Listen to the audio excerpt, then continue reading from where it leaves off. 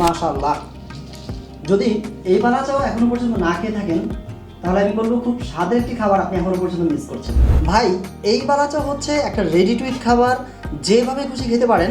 ভাত দিয়ে, ভুনা খিচুড়ির সাথে, অফিসে ফাঁকে আপনার হচ্ছে মুড়ি মাখিয়ে, এমনকি চানাচুরের মতো করেও খেতে পারবেন। এক কথায় আপনার যেমন খুশি আপনি এটাকে খেতে পারবেন। ভাই, এমন অনেকেই আছেন যারা হচ্ছে এখনো পর্যন্ত বালা চাও খেয়ে টেস্টও করেননি এবং এটা সম্পর্কে বিস্তারিত কিছু জানেনও না। আমি তাদেরকে বলবো যে জাস্ট আমাকে 2টা মিনিট সময় দিবেন, আমি আপনাদেরকে এই বালা চাওয়ের সিক্রেট সহ সব কিছু আপনাদেরকে ডিটেইলে জানিয়ে দেবো জাস্ট 2 মিনিটের মধ্যে। এই চিংড়ির বালা চাওটা হচ্ছে আপনার আমাদের দেশের চট্টগ্রাম এবং কক্সবাজারের একটা ঐতিহ্যবাহী খাবার। আর এই চিংড়ির বালা চাওটা তৈরি করার জন্য আমাদের যে মূল উপকরণ সেটা কিন্তু হচ্ছে এই চিংড়ি শুটকি। জেলেরা সাগর থেকে চিংড়ি ধরে আনে, এরপর প্রায় 7 থেকে 10 দিন পর্যন্ত রোদে শুকায়। শুকানোর পরে নিজেরাই মোটামুটি এটাকে বালু টালু পরিষ্কার করে। তারপর আমরা ওই জেলেদের কাছ থেকে এটাকে কিনি। কেনার পরেও আমরা আবার এটাকে ভালোভাবে বাছি, চালনি দিয়ে চালিয়ে আপনার হচ্ছে বালু আলাদা করি। তারপর আবার ধুয়ে একদম কড়া রোদে এটাকে শুকাই। আসল খেলা কিন্তু এই চিংড়িটা ভাজার মধ্যে। আপনার হচ্ছে যদি এটাকে খুব একদম ডুবো তেলে না ভাজা হয় তাহলে কিন্তু এটার মধ্যে যে একটা মচমচে ভাব, এই ভাবটা কিন্তু আসে না। আর তেলের পরিমাণ যদি কম হয় তাহলে চিংড়ি পুড়ে যায়। এই জন্যই ডুবো তেলে ভাজার পরে প্রায় 12 থেকে 14 ঘন্টা পর্যন্ত এটাকে ঝুলিয়ে রাখি, যাতে এটার ভেতর যে এক্সট্রা তেল থাকে সেই তেলটা যাতে ঝরে যায়। নাহলে কিন্তু এটা যখন আপনি খাবেন তখন দেখবেন যে আপনার অস্বস্তি লাগবে এবং হচ্ছে তেল চিটচিটে একটা ভাব লাগবে আর কি।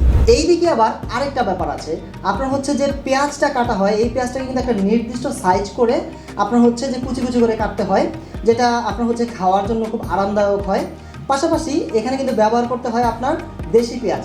যদি দেশি পেঁয়াজ ব্যবহার না করে এখানে যদি ইন্ডিয়ান পেঁয়াজ ব্যবহার করা হয় তাহলে আপনি দেখবেন যে প্রথম দিকে একটু মোচমোচে ভাব থাকে, বাট 8 থেকে 10 দিনের মাথায় এটা হচ্ছে আপনার প্রধান অবস্থায় চলে যায়।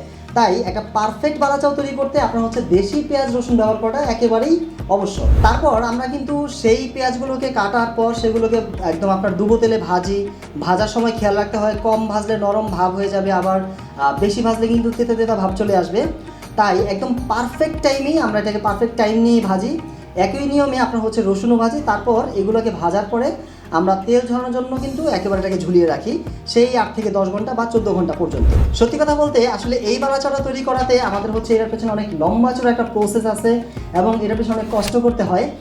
আমাদের অনেক আপুরা আছে যারা হচ্ছে আসলে সারা রাত্র ধরে এই পেঁয়াজগুলোর আপনার খোসা ছিলে এটাকে কুচি কুচি করে কাটে। পাশাপাশি হচ্ছে জেলেরা যদিও এইটাকে পরিষ্কার করে চিংড়ি মাছগুলোকে, বাট তারপরেও আমরা কিন্তু এটাকে আনার পর খুব ভালোভাবে পরিষ্কার করে আপনার হচ্ছে ধুয়ে তারপর শুকাই আবার। তো ওভারঅল আসলে এই টোটাল যে পরিশ্রমটা আমরা করি, আমরা খুব ভালোভাবে ফিনিশিংটা দেওয়ার চেষ্টা করি এজন্যই যাতে আপনারা খুব গুণগত মানের একটা বালা চাও আমরা আপনাদের হাতে পৌঁছে দিতে পারি। বালা চাও বানানোটা আসলে এতটা ঝামেলার কাজ যেটা অনেকে করতেই চায় না, এবং যারাও টুকটাক হচ্ছে আপনার বালা চাও বানায় তারাও আবার হচ্ছে যে পারফেক্ট স্বাদটা এটা দিতে পারে না। কিন্তু আমরা করি কারণ হচ্ছে যে আমরা চাই যে একেবারে পারফেক্ট স্বাদের যে একটা বালা চাও, যেহেতু আমরা 5 বছর ধরে এটা নিয়ে কাজ করছি, আমরা চাচ্ছি যে এইটা যাতে একটা পারফেক্ট স্বাদের একটা বালা চাও আমরা আপনাদের কাছে পৌঁছে দিতে পারি। ভাই, আসলে এই বালা চাওয়ার স্বাদকে পারফেক্টভাবে ধরে রাখার জন্য কিন্তু মশলার কম্বিনেশনটা খুব বেশি দরকারি। আপনার হচ্ছে যে এই গত 5 বছর ধরে কিন্তু আমরা এটাকে ডে বাই ডে আপডেট করেছি। আমরা হচ্ছে যে আপনার কক্সবাজার গিয়েছি, অনেক হোটেলে আপনার ঘুরেছি, অনেক বাবুর্চিদের সাথে কথা বলেছি এবং এখান থেকে অনেক কিছু শিখেছি এবং হচ্ছে টেস্ট করেছি। বিধায় কিন্তু আজকে আমাদের এই মশলাটা এতটা উন্নত হয়েছে এবং যেই মশলার কম্বিনেশনে কিন্তু আমাদের এই বালা চাওটা বাজারের অন্যান্য সব বালা চাওয়ার চাইতে আলাদা করেছি। আমাদের এই বালা চাও আপনি হচ্ছে ডিরেক্ট একদম সরাসরি চানাচুরের মতো করে খেতে পারবেন, আবার হচ্ছে আপনি গরম গরম ভাতের সাথে খেতে পারবেন, মানে এটা খুব ফাটাফাটি লাগে। আপনার হচ্ছে যদি আপনি ভর্তা বানিয়ে খেতে পারেন, আপনার হচ্ছে পোলাওয়ের সাথে খেতে পারবেন, আপনি বৃষ্টির দিনে খিচুড়ির সাথে খেতে পারবেন, এবং সেই সাথে আপনি হচ্ছে অফিসে বা বাসায় আপনি আড্ডায় বসে মুড়ি মাখার সাথে খেলে তো কোনো কথাই নেই। মানে হচ্ছে ভাই আপনি এটা যেভাবেই খান না কেন এটা একদম পারফেক্ট লাগবে আপনার খেতে, সব কিছুর সাথেই খাওয়া যায়। তাই ভাই যদি আমি বলবো আপনার যদি এই বালা চাওটা খেতে মনে চায় তাহলে হচ্ছে আপনি আমাদের পেজে একটা মেসেজ করতে পারেন, অথবা এটা সম্পর্কে বিস্তারিত যদি আপনার কোনো কিছু জিজ্ঞাসা থাকে আপনি হচ্ছে আমাদের অফিসিয়াল পেজে মেসেজ করতে পারেন, কিংবা আমাদের অফিসিয়াল নাম্বারেও কল করেও আপনি জানতে পারেন। আমাদের পেজে একটা ফলো দিয়ে আমাদের পাশে থাকবেন। ভালো থাকবেন, সুস্থ থাকবেন। আসসালামু আলাইকুম।